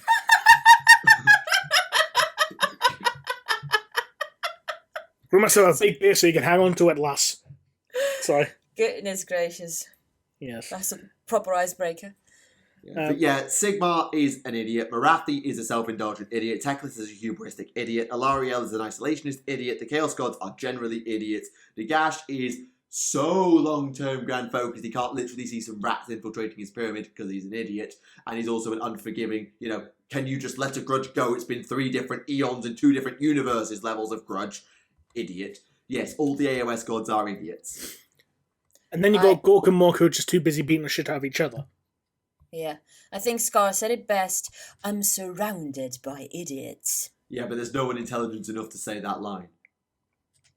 True. Well, actually, correction. They're all intelligent enough to say the line, but they're all equally idiotic, particularly Teclis, Sigmar, Chaos, and Marathi's less of an idiot. She's just so laser focused and so power hungry that she can't see the bigger picture. There's a giant, almost chaos invasion, and also the god of the dead and massive death magic rampaging all over. And you want to be a god now? When you want to go and unleash the god that nearly destroyed your entire race now? Why? What are you doing? Sorry about the leaning into the microphone. It's alright. I've noticed that we got a lot of AOS questions this week. I'm not complaining because I know how to field them, but fair enough. Right. They're like, yay, go attack, go! Go attack, go! Who is the biggest jobber in AOS, considering that in 40k that one is the Avatar of Cain? I've never seen the Blue Scribes win. I've never seen, though I'm probably wrong, the Glockin win. Probably it's the Blue Scribes, because they always put in a good effort and do something cool, but then they always lose. But I'm not 100% sure. There's certainly no one on the level of the Avatar of Cain for getting curb stomped by everybody. True. So the Blue Scribes are basically Barry Horowitz. Or is that before your time? Very. Rem, you need to know you're old. I know. I think I remind him of that every time we do this program. And I'm just like here, sitting at that, I'm not sure if it's at the middle, but still, of your 2 ages, like, yeah, I'm here. Hello. At least I can turn around and say I grew up with the Attitude Era, so there's always that. True. Yeah. Right. What is the AOS equivalent of load-bearing walls being heretical? There isn't one. Yet. There is nothing on that level of meme status unless you count just like things to do with Sigmar being dropkicked by Hamilcar Berry. That's probably. There was also the Greenskins myth that the sun that orbits the realms, which is actually the realm of light, Hish, came about, or the Firebelly Ogre religion came about because Gorkamorka tried to eat the sun, had stomachache and vomited it back up again. And that's where the Firebelly Ogre religion comes from. You've got a lot of stuff surrounding the Bad Moon and what it actually is or isn't. Everything involving Skaven, backstabbing each other. but the Order factions generally play it pretty straight, and the Death factions are all this one in the gash, and it's therefore boring. So nothing on that level though. Fair enough. If Ulrich was still alive in Age of Sigmar, what would he do? Ulrich, wolf guy, right? White Wolf, Yeah. Middenheim. Dance with the wolves. Probably. Was there a wolf god beast? Probably. Something involving a wolf god beast or the god beast of ice, something like Or that. punching Sigmar, Goodness, probably. he would actually be dancing with the wolves. Probably. He'd be the Lehman Russ to Sigmar's Lionel Johnson. I wonder how many people that's going to piss off. Get your best hate comments in now. Get your hate comments here. Rem, you need to fortify your position. They're coming. Moose. Right. Question for Tag. What is your opinion on the book and game of Fire Warrior? Not read or played it. And It you call yourself exists. a Tau player. Yay. And you haven't played Tau Doom. God, disappoint. I am disappointed. Very well, why don't you give your opinion on the book and game Fire Warrior? Remleiz? Fine, I will. The game is a bit of a mess, to be bloody honest. Like, I mean, I do like the fact that you can, like, you know, loot Imperials of their weaponry. Like, you can run around with a lasgun as a Tau. But the fact of the matter is, like, only carrying 2 weapons in a first-person shooter is kind of shit. Welcome to Call of Duty. Hmm? You have a primary and a secondary in Call of Duty, so it clearly works. Yeah, but then again, why can't you go back to something like, say, you know, Doom or, say, Resistance, where you can have, like, 13 weapons on you all at once? It's like, Go here's like my pistol, Borderlands. here's my machine gun, here's my missile launcher, and here's my sci-fi weapon of Doom that can blow up an entire room in just one shot. Oh, right, the pre-sequel is still... I need to finish it. Oh, right, yeah. You were going. You're talking about Yeah. things. Yes. English cannot at the moment. Though I will say that the existence of the game Fire Warrior itself is leading up to interesting possibilities in regards to a certain show. I will say no more than that for now. Okay, fine. Don't want to spoil anything. Animals of Farthingwood. Yes. Oh, God, yeah. That was a great show, Animals of Farthingwood. That was. Absolutely. I just find it funny when you show, like, non-Europeans that show, and they're like, this was a kid's show. This show that showed a bunch of babies being impaled on spikes was a kid's show that was shown after school. Yes, it was. What the fuck is wrong with you? Nothing. We're just badass. We're just European. We're used to this shit. We're used to this shit. I would say the death of the pheasants, though, that was like the best one. Oh God, goodness, my heart. Mm. It weeps. Yeah, it's like all because the fact all because Mrs. Pheasant wanted her husband to sleep in, so she goes out and gets shot. And then cooked, and then her husband finds her roasted body, and then he doesn't see the farmer with the shotgun because he's too busy crying, and then he gets shot. Children's cartoons in the 90s, ladies and gentlemen. Fun times. Fun times. Anyway, next question. Oh, right, yes. After the Horus Heresy and Solar War novels, what's next? The War in Heaven or something else? We're never going to get a War in Heaven storyline. How much I know for certain. Too far back, too complicated, no chance. Considering, because how long did that war last for? Apparently, like 3 million years? It was something ridiculous, yeah. We've discussed something like this before a few times, and we've sort of said either the Scouring or the Age of Apostasy a few times. I personally hold out for the Age of Apostasy because there's so much you can do with that.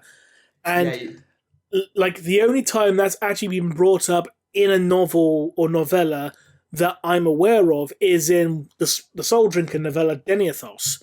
Because like the first chapter is set during the battle for the Ecclesiarchal Palace at the end of the Age of Apostasy.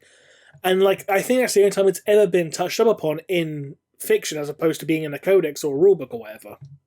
Yeah, they'll make reference to M36, the Age of Apostasy, here and there, but they've never set anything there. No. Yeah. Yeah, I think the AOA is a safe one.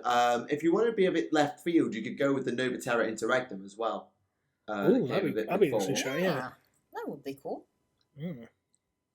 Because I think it was in the Nova Terra Interregnum is where what was the name?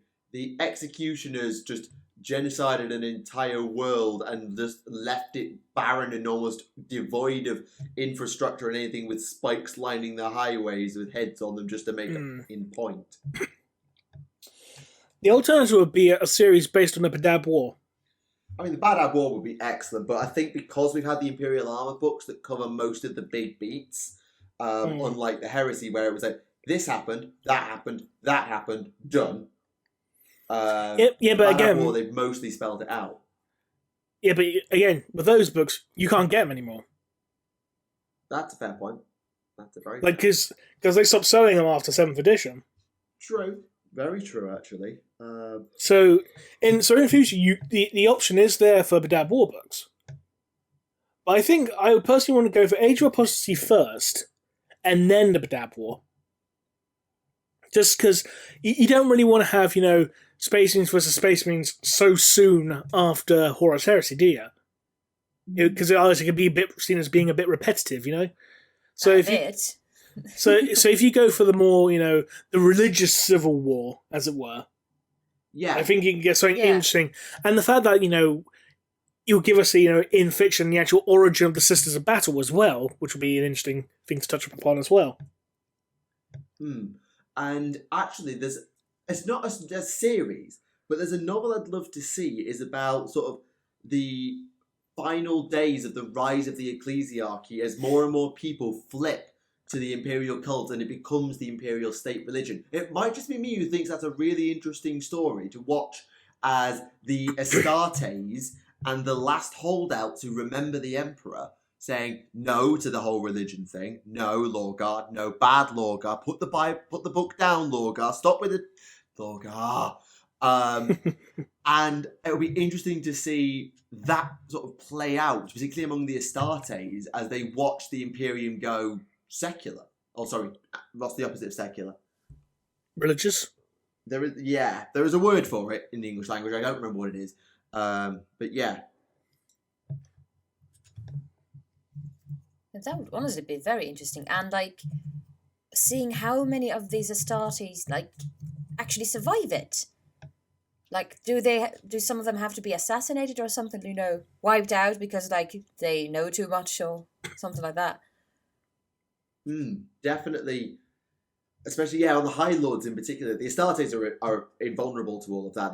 They're above all of this and outside of imperial politics because Gilliman said so. But, that would be a very interesting sort of political story as well. I hadn't thought of that. Now I get all excited by a book that I would like to have at some point. Games Workshop, do it, please. Right. Okay. Let's see. When are we getting Ian Watson on? No,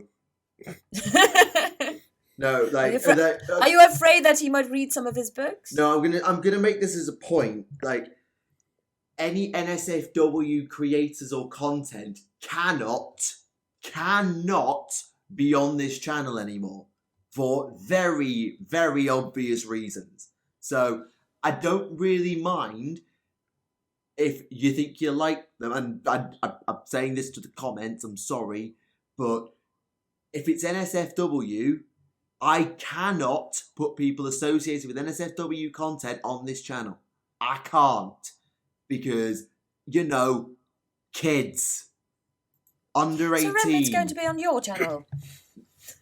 Even then, I know there's going to be some of them who watch this podcast and will watch both sides of it. For me now, it is too much risk. So, understandably, yeah, absolutely. Because, honestly, kids.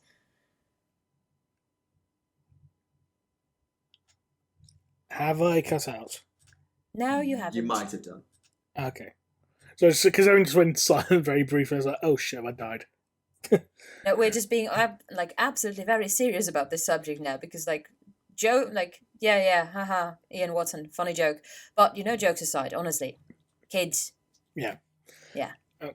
It's a very weird question. I don't know what this is actually referring to. Is that Kylo Ren's cousin? What are you on about? I have no idea what you're referring to. I don't know, but I'm pretty sure that, John Oliver would be very pleased because, he has had a fixation to Adam Driver. Fair enough. The dragons that make up Nocturne's planetary lower level. Your thoughts? What? Why would they only be on the lower level? They live basically in the lava of the planet's core. The giant drakes of Nocturne. Live in the mansion. Free the drakes! Yeah. Let them soar in the skies as well. This was actually in Old Earth. I actually had a picture of it from the actual novel. Oh god, where is it?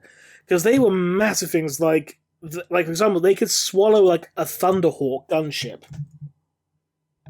Proper worm. Mm.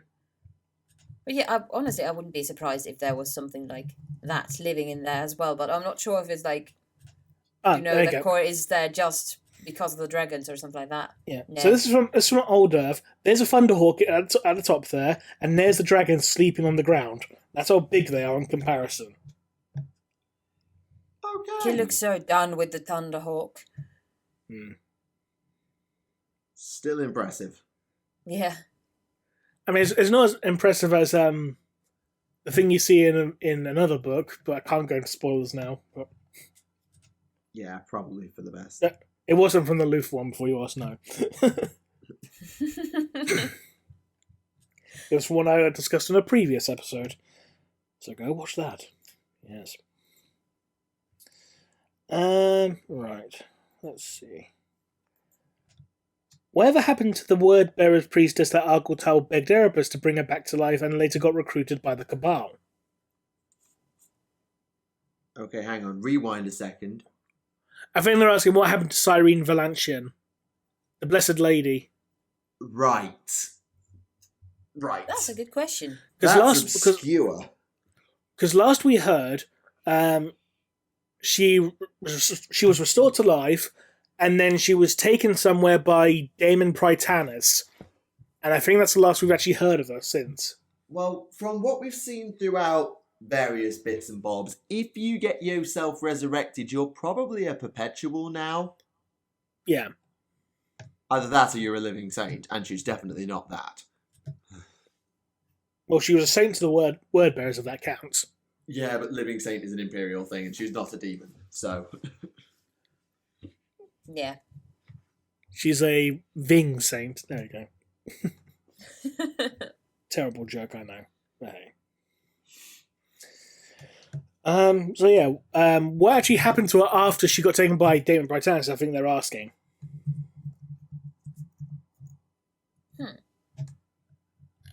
Thoughts? Pass. I'm gonna be honest, pass. Because, well, the Cabal's not a terrible idea. They have a thing for recruiting perpetuals. And Daemon Prytanis was an agent of the Cabal, but all we know in regards to that is that Daemon Prytanis is permanently dead because he got shot in the head by Bethusa Narok with a shard of fulgurite. And Eldrad Ulthran then went and murdered the entire Cabal. So, Yeah. Yeah. odds are dead. As long as it's not another Schrödinger something or other, like Dawn is. I need to do a video on her at some point, I think, then.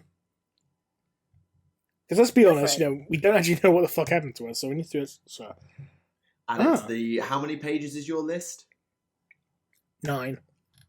I remember it being in double figures, so that's not bad. Yeah. It's gone down from like 12 to 9, yeah. And have you changed the font size to make that happen? No. Good. But funny enough, just briefly looking on Google, there are some people who think that she actually became Moriana the Seer of Abaddon. Huh. I mean... So I thought Moriana was... I could be thinking of someone else, but I thought Moriana was a former Inquisitor.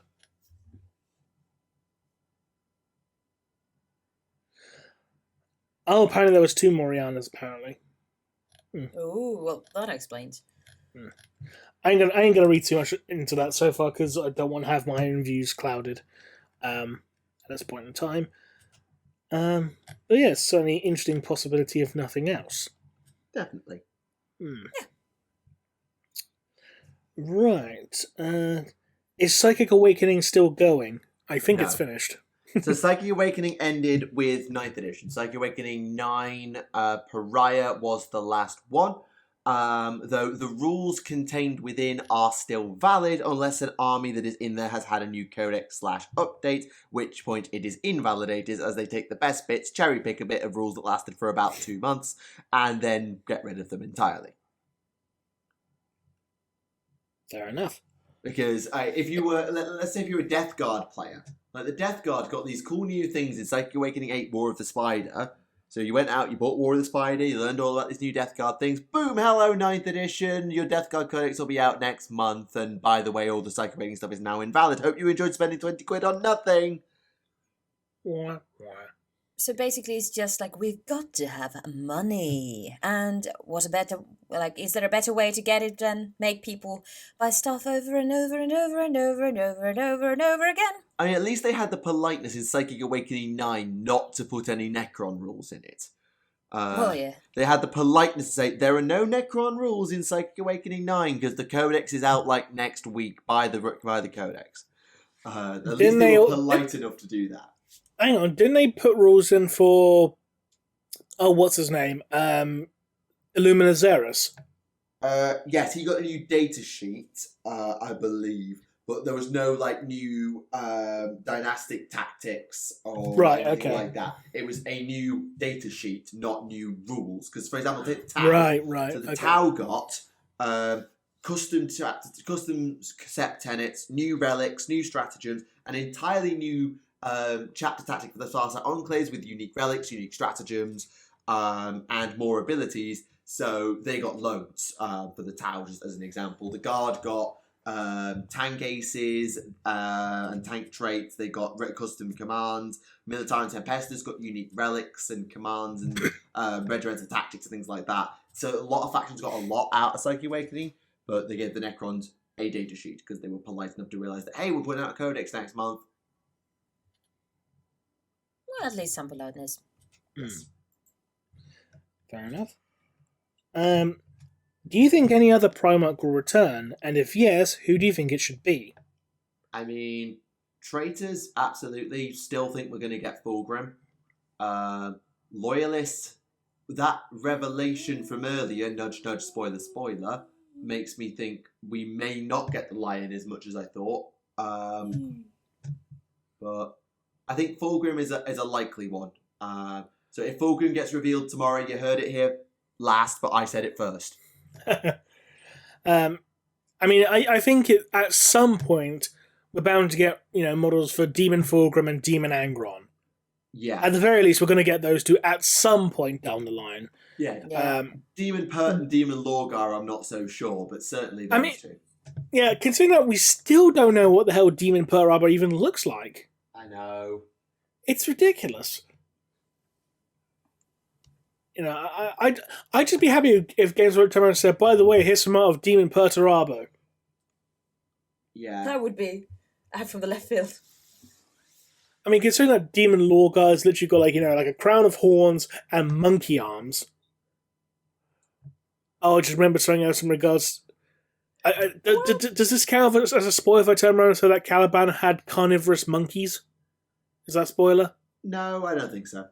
That's okay. Well, we knew Caliban had chaos corrupted ridiculous wildlife, so I think that's fine. Yeah, carnivorous monkeys were a thing. So there you go. Good. I mean, humans exist, so. But these were more like ook monkeys.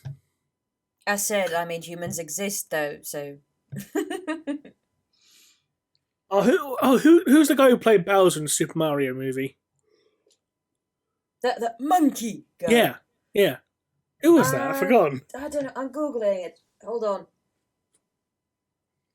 Super Mario movie IMDb. Is the 1993 version? I assume so.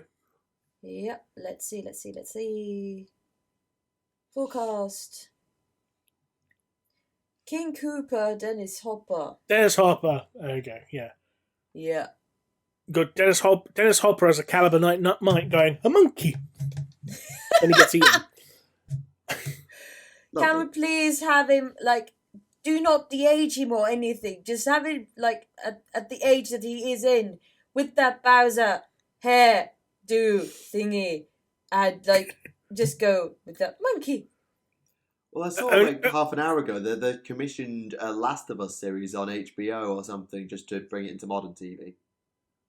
Wait, what? You heard. What? The Last of Us is getting a TV series. Something like that. Film, TV show, something like that, yeah. I'm both excited and very scared. Yeah. I just hope we get a fat Geralt in it. You know the meme, ladies and gentlemen. You know the wrong fat franchise, Geralt and wrong developer, Yeah. but sure. No. The Last of Us. You said. Yeah, Geralt Yeah. is the Witcher. Yeah, I know. Do you not know the fat Geralt meme? Like, and from The Last of Us 2, there's a cutscene that has a guy who literally looks like a fat version of Geralt running in and punching someone out in the face. And someone basically took that scene and basically added the Witcher music in with text saying "Fat Geralt." Oh, no.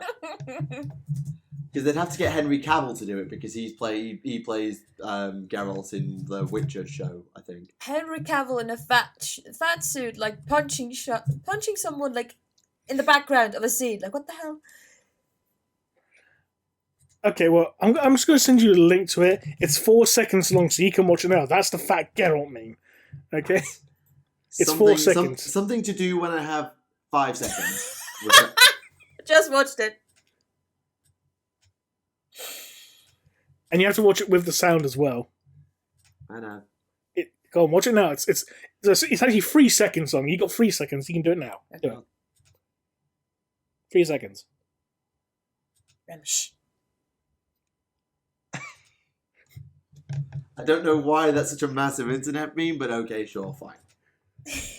Is the internet? Does anything actually need a reason for it to be a massive viral sensation? Point taken. I mean, do you remember that one time on Instagram where someone went around saying, like, hey, let's make sure this egg gets more likes than pictures of Kylie Jenner or something? This has been the least Warhammer podcast since episode 100. And we've got so far off in different directions. Yes, we have. To random nonsense so many times. I can imagine people listening in, like, okay, they've been talking about teaching, then unions, and Instagram, and fat Geralt, and... In fairness, you guys only started talking about union because the joke went over your head. Yeah, because it's tired. I'm tired. I've been at work for like 50 hours this week. I'm knackered. I've been up since 2 a.m. You've subflexed that joke so very well that it went even over our heads. Anyway, back to questions. Sorry about that, Penny. Who is the most evil of the Chaos Gods and who is the most good? I think, like, there are no good or evil Chaos Gods, but I think the fairest one of them, not the fairest one of all, haha, but, if you're talking, like, being fair, Khorne. Yeah, actually. Depends on which aspect of the gods we go for, because the old way of doing the 40k gods is that they had some good and some bad. So Khorne was super mega blood rage, but also honourable combat. Tzeentch was super devious trickery, but also the power of hope and change. Nurgle was super death, mega plague, but also acceptance and being able to get through in the circle of life. And Slaanesh was Slaanesh. Slaanesh was sex, drugs, and rock and roll. I'm just not going there. But now they sort of simplified the gods, and Sigmar did it first. 40k is doing it too, where Khorne is now even more about super mega blood rage and nothing else. Tzeentch is super devious trickery and nothing else. Nurgle is super mega plague and nothing else, and Slaanesh is Slaanesh. That's not quite true, because they did go on about still how Nurgle loves everyone as well. He may be a grease fat pulsating puke infested puddle of pus, but he loves you. So he probably will be the one who's quote unquote the good one because he loves everyone, and he just wants to give it. He just wants to give it love or not. He's like, I want to give you all my presents because I love you. Have some presents. You now have a bowler. I knew that's the one you were going to go for. It's a classic. I'm assuming it's the hat version, naturally.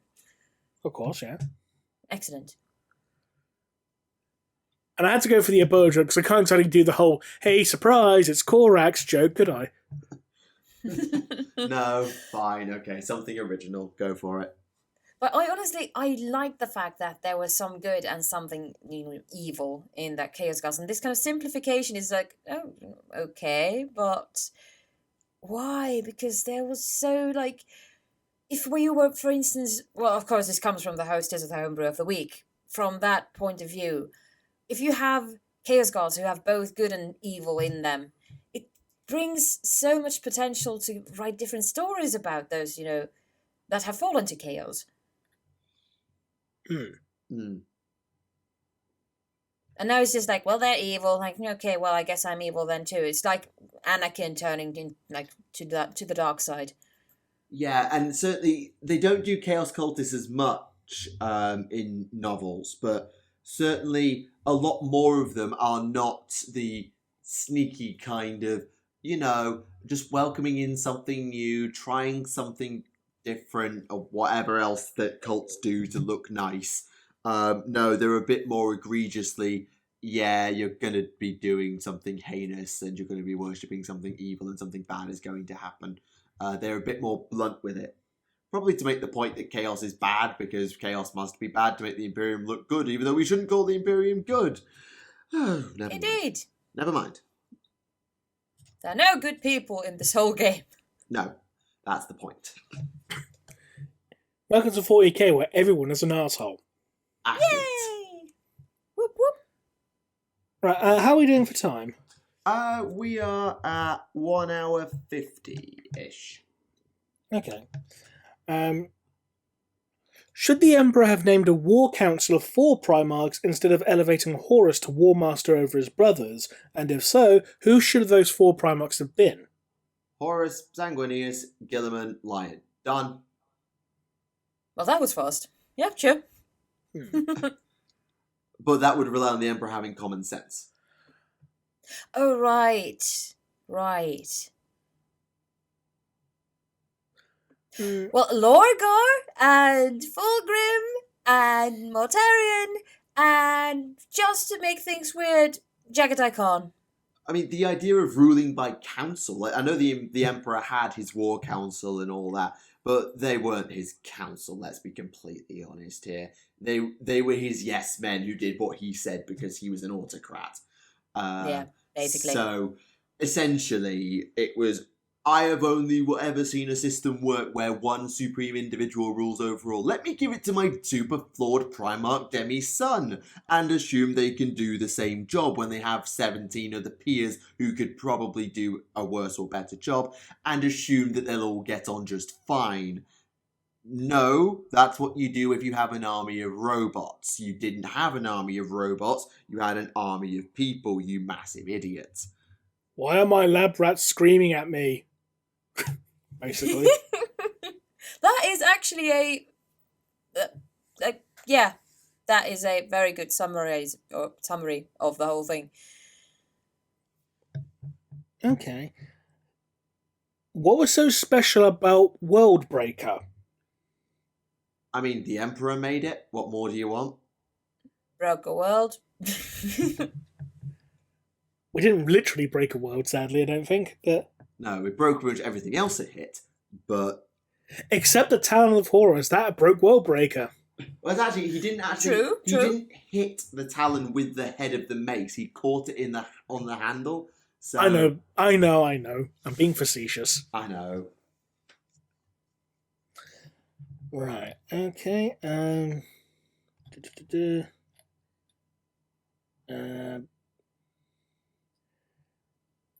the Nids consume the Andromeda Galaxy? No idea. We don't know which direction they came from. All we know is they came from beyond the galaxy. Presumably the galactic northeast. But I don't know galactic maps well enough to know what is northeast of the Milky Way and whether that's the direction of Andromeda or not. Yeah, it's a kind of a hard thing to have these kind of directions in I- space, at least from my point of view, but I know nothing of that. I mean, actually, space is pretty much flat. Well, no, it isn't. But what I mean is that most galaxies and solar systems all sit on the same plane, and they're not really at jaunty angles to that plane because it is most gravitationally and energetically favourable to be at a certain angle to the gravitational pull at the centre of the universe. So actually, the universe, if you were able to get out of the universe, is broadly a disk with a big ball in the middle, kind of like an old like alien spaceship drawing type thing. So Cool. So in terms of defining geography, yes, you actually can put northeast, southwest on the galaxy. Who defines where's north? It is entirely arbitrary what your axis is. Yes, your axis is entirely arbitrary. So, for example, 40K, when they charted out the Milky Way, decided that Terra was to the west of the galactic center rather than to the east. Presumably to make it look more like Europe and stuff, I guess, to make it look like more like the Far East and this unknown lands, the Far East, God knows. But anyway, they decided arbitrarily to put an axis on it, and by looking at that and the galactic map of showing the orientation stellar-wise of the different galaxies to one another based on the location of other stars. So if we set Polaris as north, for example, we say Polaris is north, then we can orientate ourselves to Andromeda based on Polaris and get an angle and work out to what direction that is. So yes, we can actually put a axis on the galaxy in terms of northeast, southwest. It's arbitrary, but we can do it. That is I'm so no neat. expert in stellar cartography or anything like that, but isn't the galaxy also, spinning as well? Yes, yes they are, but so is the Earth, and we still define an axis for the Earth. Yeah. No, I meant more in regards into which direction the Andromeda galaxy is in regards to the Milky Way, considering the fact that we're spinning. They are all orbiting the centre of the universe. Now, it may be that they're all in what we would call like tidal locked orbits, where they have one side constantly facing the centre. So, for example, there are some moons where they have a dark side of the moon and a light side of the moon because the moon is so close or a particular distance to the planet that it doesn't have the ability to spin on its axis. It just orbits with one side facing in all the time. So it may be that the galaxies are all tidal locked, if you like, to the centre of the universe, so that even if they are spinning, they're all spinning the same amount relative to each other in the centre of the universe, so everything is in the same direction relative to everything else if you count it as the axis keeping on the same angle. Yes, theoretically. So theoretically, like if we just like have a map of the universe, Yep. what you're saying is just like because we rotate possibly in this tidal locked position, it means like if I put the map, for example, on have you guys seen those, you can put a cake on top of it and you can turn it and, this kind of, Turntable. plate. Yeah. If I just put it there, the map, and I rotate it, it doesn't matter which direction it points or it is in, because like from the point of view of, let's say, the Earth, like everything is still in the same direction. Yes, so for example, you might set, so in your head, you've got your centre of the universe, a big circle at the centre of your map, and let's put the Milky Way directly to the left of the centre of the universe. Let's just say for the sake of argument. Now, you spin the turntable through 180 degrees. You are now to the point where, as you look at it from this observer of the universe, the Earth and the Milky Way is to the right of the centre of the universe. However, if we define a set of universal axes where north comes up outwards from the Earth, where it's in the left-hand position, so west is left, east is right, and so on and so on, you spin it round, suddenly north is down, east is left, and west is right. So, if we look to our right from the Milky Way galaxy, we still see the centre of the universe. Yeah, absolutely, yeah.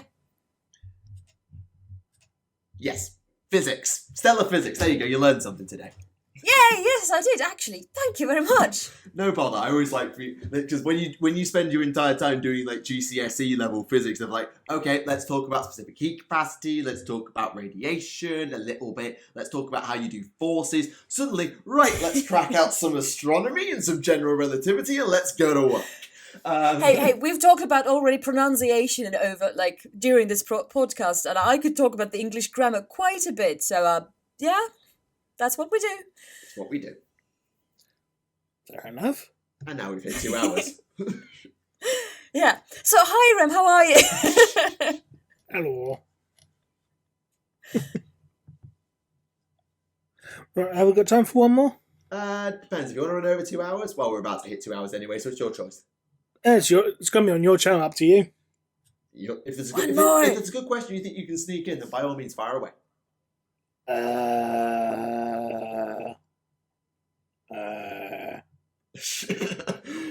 Like, no, it's not get one by. Very reassuring.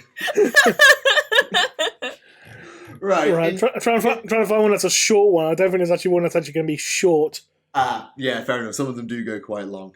So in that case, we will call time on this week's episode of Adeptus Podcastus.